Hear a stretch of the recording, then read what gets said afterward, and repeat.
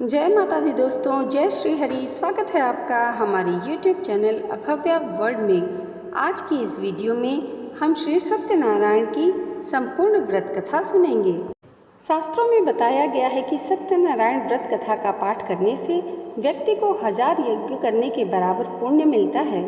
सत्यनारायण भगवान व्रत कथा में भगवान विष्णु के सत्य स्वरूप के बारे में बताया गया है। इस व्रत का पाठ करने से घर में सुख समृद्धि का वास होता है और भगवान विष्णु की कृपा बनी रहती है। तो चलिए शुरू करते हैं भगवान श्री सत्यनारायण के व्रत कथा का पहला अध्याय। एक समय की बात है, नैमिषारण्य तीर्थ में सौनिकादि 88,000 ऋषियों ने श्री सूत जी से पूछा, हे प्रभु, इस कलयुग में वेद विद्या रहित मनुष्यों को प्रभु भक्ति किस प्रकार प्राप्त होगी तथा उनका उद्धार कैसे होगा। हे मुनिश्रेष्ठ, कोई ऐसा तप बताइए जिससे थोड़े समय में ही पुण्य मिले और मन वांछित फल की प्राप्ति हो जाए। इस प्रकार की कथा सुनने की हम इच्छा रखते हैं। सर्वशास्त्रों के ज्ञाता सूत जी बोले, हे वैष्णवों में पूज्य, आप सभी ने प्राणियों के हित की बात पूछी है, इसलिए मैं एक ऐसे श्रेष्ठ व्रत को आप लोगों को बताऊंगा जिसे नारद जी ने लक्ष्मी नारायण जी से पूछा था और आप लक्ष्मीपति ने मुनि श्रेष्ठ नारद जी से कहा था। आप सब इसे ध्यान से सुनिए। एक समय की बात है, योगी राज नारद जी दूसरों के हित की इच्छा लिए अनेकों लोकों में घूमते हुए मृत्यु लोक में आ पहुँचे। यहाँ उन्होंने अनेक योनियों में जन्मे प्रायः सभी मनुष्यों को अपने कर्मों द्वारा अनेकों दुखों से पीड़ित होते देखा। उनका दुख देख नारद जी सोचने लगे कि कैसा यत्न किया जाए जिसके करने से निश्चित रूप से मानव के दुखों का अंत हो जाए। इसी विचार पर मनन करते हुए वह विष्णु लोक गए। वहाँ वह देवों के इस नारायण की स्तुति करने लगे, जिनके हाथों में शंख, चक्र, गदा और पद्म थे, गले में वरमाला पहने हुए थे। स्तुति करते हुए नारद जी बोले, हे भगवान, आप अत्यंत शक्ति से संपन्न हैं। मन तथा वाणी भी आपको नहीं पा सकती। आपका आदि मध्य तथा अंत नहीं है। निर्गुण स्वरूप सृष्टि के कारण भक्तों के दुखों को दूर करने वाले हैं। आपको मेरा नमस्कार है। नारद जी की स्तुति सुन विष्णु भगवान बोले, हे मुनि श्रेष्ठ, आपके मन में क्या बात है? आप किस कामना से यहाँ पधारे हैं, उसे निसंकोच कहिए। इस पर नारद मुनि बोले कि मृत्यु लोक में अनेक योनियों में जन्मे मनुष्य अपने कर्मों के द्वारा अनेकों दुखों से दुखी हो रहे हैं। हे नाथ, आप मुझ पर दया रखते हुए बताइए कि वो मनुष्य थोड़े प्रयास से ही अपने दुखों से कैसे छुटकारा पा सकते हैं। श्री हरि बोले, हे नारद, मनुष्यों की भलाई के लिए तुमने बहुत ही अच्छी बात पूछी है। जिसके करने से मनुष्य मोह से छूट जाता है, वह बात मैं कहता हूँ, उसे सुनो। स्वर्गलोक में मृत्यु लोक दोनों में एक दुर्लभ उत्तम व्रत है जो पुण्य देने वाला है। आज प्रेम वश होकर मैं उसे तुमसे कहता हूँ। श्री सत्यनारायण भगवान का यह व्रत अच्छी तरह विधान पूर्वक करके मनुष्य तुरंत ही यहाँ सुख भोग कर मरने का मोक्ष पाता है। श्री हरि के वचन सुन नारद जी बोले कि उस व्रत का फल क्या है और उसका विधान क्या है। यह व्रत किसने किया था? इस व्रत को किस दिन करना चाहिए? सभी कुछ विस्तार से बताइए।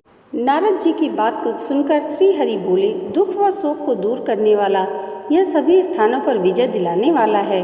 मानव को भक्ति व श्रद्धा के साथ शाम को श्री सत्यनारायण की पूजा धर्मपरायण होकर ब्राह्मणों व बंधुओं के साथ करनी चाहिए। भक्ति भाव से ही नैवेद्य, केले का फल, घी, दूध और गेहूं के आटा का सवाय लें। गेहूं के स्थान पर साठी का आटा, शक्कर तथा गुड़ लेकर वह सभी भक्षण योग्य पदार्थों को मिलाकर भगवान का भोग लगाएं। ब्राह्मणों सहित बंधु बांधवों को भी भोजन कराएं। उसके बाद स्वयं भोजन करें। भजन कीर्तन के साथ भगवान की भक्ति में लीन हो जाएं। इस तरह से सत्यनारायण भगवान का यह व्रत करने पर मनुष्य की सारी इच्छाएं निश्चित रूप से पूरी होती हैं। इस कलिकाल अर्थात कलयुग में मृत्यु लोक में मोक्ष का यही एक सबसे सरल उपाय बताया गया है। श्री सत्यनारायण व्रत का पहला अध्याय संपूर्ण हुआ। बोलिए श्री सत्यनारायण भगवान की जय। सत्यनारायण भगवान की व्रत कथा का दूसरा अध्याय प्रारंभ होता है। सूत जी बोले, हे ऋषियों, जिसने पहले समय में इस व्रत को किया था उसका इतिहास कहता हूँ, ध्यान से सुनो। सुंदर काशीपुरी नगरी में एक अत्यंत निर्धन ब्राह्मण रहता था। भूख प्यास से परेशान वह धरती पर घूमता रहता था। ब्राह्मणों से प्रेम करने वाले भगवान ने एक दिन ब्राह्मण का वेश धारण कर उसके पास जाकर पूछा, हे विप्र, नित्य दुखी होकर तुम पृथ्वी पर क्यों घूमते रहते हो? दीन ब्राह्मण बोला, मैं निर्धन ब्राह्मण हूँ, भिक्षा के लिए धरती पर घूमता हूँ। हे भगवान, यदि आप इसका कोई उपाय जानते हैं तो बताइए। वृद्ध ब्राह्मण कहते हैं कि सत्यनारायण भगवान मनोवांछित फल देने वाले हैं, इसलिए तुम उनका पूजन करो। इसे करने से मनुष्य सभी दुखों से मुक्त हो जाता है। वृद्ध ब्राह्मण बनकर आए भगवान श्री सत्यनारायण उस निर्धन ब्राह्मण को व्रत का सारा विधान बताकर अंतर्ध्यान हो गए। ब्राह्मण मन ही मन सोचने लगा कि जिस व्रत को वृद्ध ब्राह्मण करने को कह गया है, मैं उसे जरूर करूँगा। यह निश्चय करने के बाद उसे रात में नींद नहीं आई। वह सवेरे उठकर सत्यनारायण भगवान के व्रत का निश्चय कर भिक्षा के लिए चला गया। उस दिन निर्धन ब्राह्मण को भिक्षा में बहुत धन मिला, जिससे उसने बंधु बांधवों के साथ मिलकर श्री सत्यनारायण भगवान का व्रत संपन्न किया।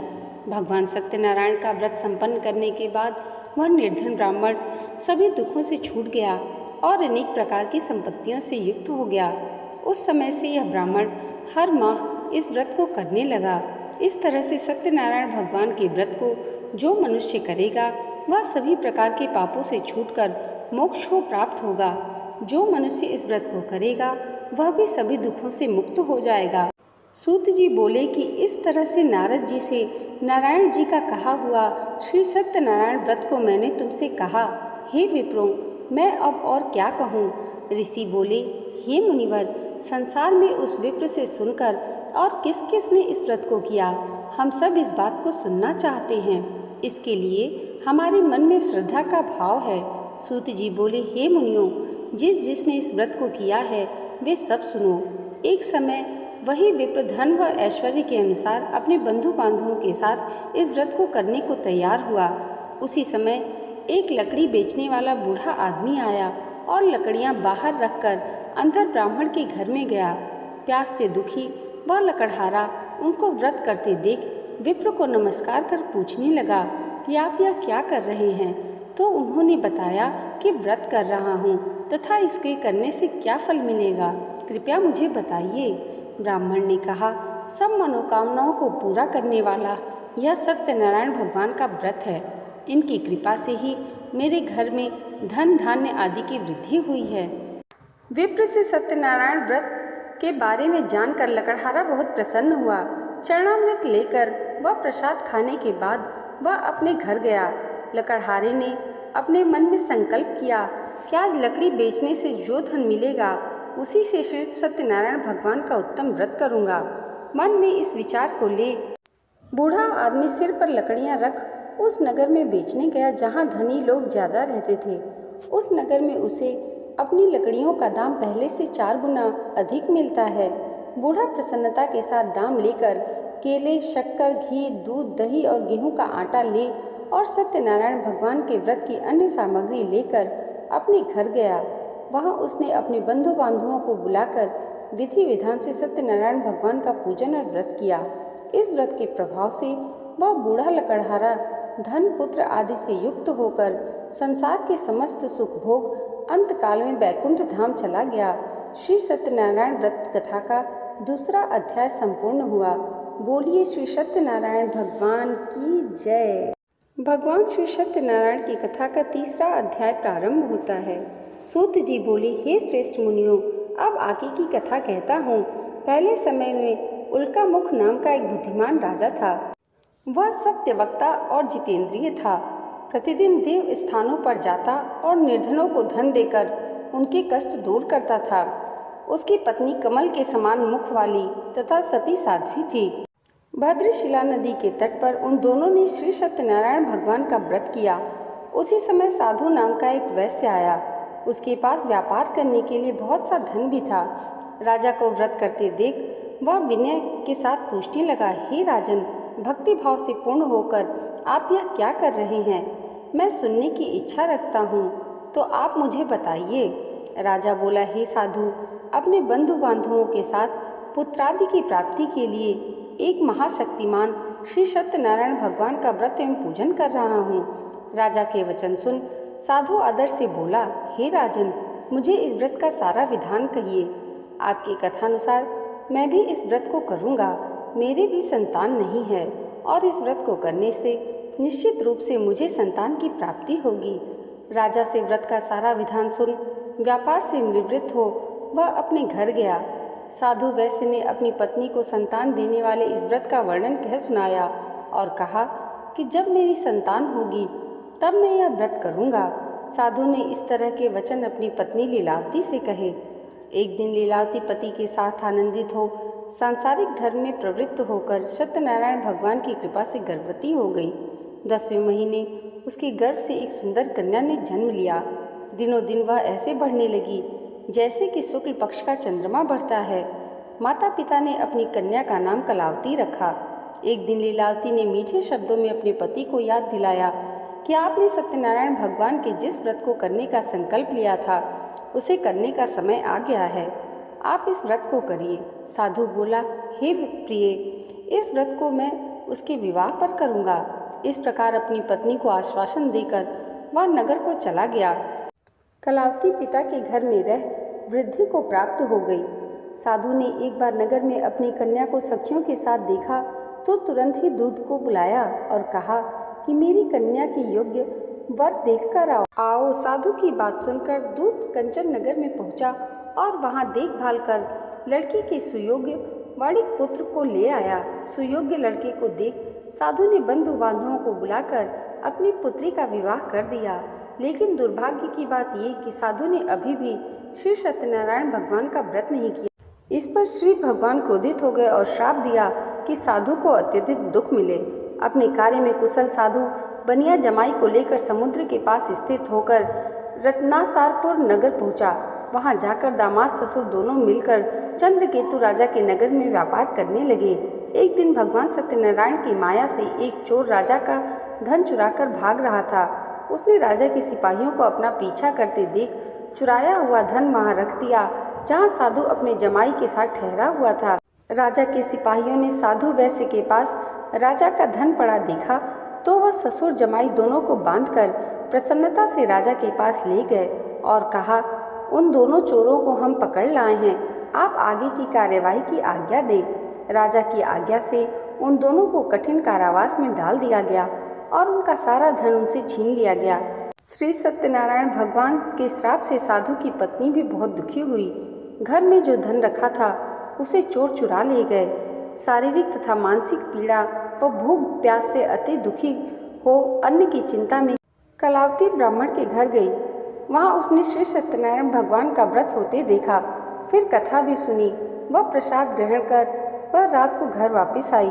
माता की कलावती से पूछा कि हे पुत्री, अब तक तुम कहाँ थी? तेरे मन में क्या है? कलावती ने अपनी माता से कहा, हे माता, मैंने एक ब्राह्मण के घर में श्री सत्यनारायण भगवान का व्रत देखा है। कन्या के वचन सुन लीलावती भगवान के पूजन की तैयारी करने लगी।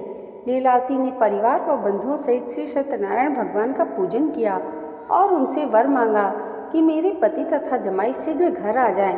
साथ ही यह भी प्रार्थना की, हम सबका अपराध क्षमा करें। श्री सत्यनारायण भगवान इस व्रत से संतुष्ट हो गए और राजा चंद्रकेतु को सपने में दर्शन देकर कहा, हे राजन, तुम उन दोनों वैश्यों को छोड़ दो और तुमने उनका जो धन लिया है उसे वापस कर दो। अगर ऐसा नहीं किया तो मैं तुम्हारा धन, राज्य व संतान सभी को नष्ट कर दूंगा। राजा को यह सब कहकर वह अंतर्ध्यान हो गए। प्रातःकाल सभा में राजा ने अपना सपना सुना दिया। फिर बोले कि बड़े पुत्रों को कैद से मुक्त कर सभा में लाओ। दोनों ने आते ही राजा को प्रणाम किया। राजा मीठी वाणी में बोला, हे महानुभावों, भाग्यवश ऐसा कठिन दुख तुम्हें प्राप्त हुआ है, लेकिन अब तुम्हें कोई भय नहीं है। ऐसा कह राजा उन दोनों को नए वस्त्राभूषण पहनाए और जितना धन उनका लिया था उससे दुगना धन वापस कर दिया। दोनों वैश्य अपने घर को चल दिए। श्री सत्यनारायण व्रत कथा का तीसरा अध्याय संपूर्ण हुआ। बोलिए श्री सत्यनारायण भगवान की जय। भगवान श्री सत्यनारायण की व्रत कथा का चौथा अध्याय प्रारंभ होता है। सूत जी बोले, वैश्य ने मंगलाचार कर अपनी यात्रा आरंभ की और अपने नगर की ओर चल दिया। उनके थोड़ी दूर जाने पर एक दंडी वेशधारी श्री सत्यनारायण ने उनसे पूछा, हे साधु, तेरी नाव में क्या है? अभिवाणी वणिक हंसता हुआ बोला, हे दंडी, आप क्यों पूछते हो? क्या धन लेने की इच्छा है? मेरी नाव में तो बेल व पत्ते भरे हुए हैं। वैश्य के कठोर वचन सुन भगवान बोले, तुम्हारा वचन सत्य हो। दंडी ऐसा वचन कह वहाँ से दूर चले गए। कुछ दूर जाकर समुद्र के किनारे बैठ गए। दंडी के जाने के बाद साधु वैश्य ने नृत्य क्रिया के पश्चात नाव को ऊंची उठते देख अचंभा माना और नाव में बेल पत्ते आदि देख वह मूर्छित हो जमीन पर गिर पड़ा। मूर्छा खुलने पर वह अत्यंत शोक में डूब गया। तब उसका दामाद बोला कि आप शोक ना मनाएं, यह दंडी का शाप है, इसलिए हमें उनकी शरण में जाना चाहिए, तभी हमारी मनोकामना पूरी होगी। दामाद की बातें सुनकर वह दंडी के पास पहुंचा और अत्यंत भक्तिभाव पूर्वक नमस्कार करके बोला, मैंने आपसे जो असत्य वचन कहे थे उसके लिए मुझे क्षमा कर दें। ऐसा कहकर महान शोकातुर हो रोने लगा। तब दंडी भगवान बोले, हे वणिक पुत्र, मेरी आज्ञा से बार बार तुम्हें दुख प्राप्त हुआ है, तू मेरी पूजा से विमुख हुआ। साधु बोला, हे भगवान, आपकी माया से ब्रह्मा आदि देवता भी आपके रूप को नहीं जानते, तब मैं अज्ञानी कैसे जान सकता हूँ? आप प्रसन्न होइए, अब मैं सामर्थ्य के अनुसार आपकी पूजा करूँगा। मुझे क्षमा कीजिए और पहले के समान नौका में धन भर दीजिए। साधु वैश्य के भक्तिपूर्वक वचन सुनकर भगवान प्रसन्न हो गए और उसकी इच्छानुसार वरदान देकर अंतर्ध्यान हो गए। ससुर जमाई जब नाव पर आए तो नाव धन से भरी हुई थी। फिर वहीं अपने अन्य साथियों के साथ सत्यनारायण भगवान का पूजन कर अपने नगर को चल दिए। जब नगर के नज़दीक पहुँचे तो दूत को घर पर खबर देकर बुलाया। दूत साधु की पत्नी को प्रणाम कर कहता है कि मालिक अपने दामाद सहित नगर के निकट आ गए हैं। दूत की बात सुन साधु की पत्नी लीलावती ने बड़े हर्ष के साथ श्री सत्यनारायण भगवान का पूजन कर अपनी पुत्री कलावती से कहा, मैं अपने पति के दर्शन को जाती हूँ, तू कार्य पूर्ण कर शीघ्र आ जा। माता के ऐसे वचन सुन कलावती जल्दी में प्रसाद छोड़ अपने पति के पास चली गई। प्रसाद की अवज्ञा के कारण श्री सत्यनारायण भगवान रुष्ट हो गए और नाव सहित उसके पति को पानी में डुबो दिया। कलावती अपने पति को वहां न पाकर रोती हुई जमीन पर गिर गई।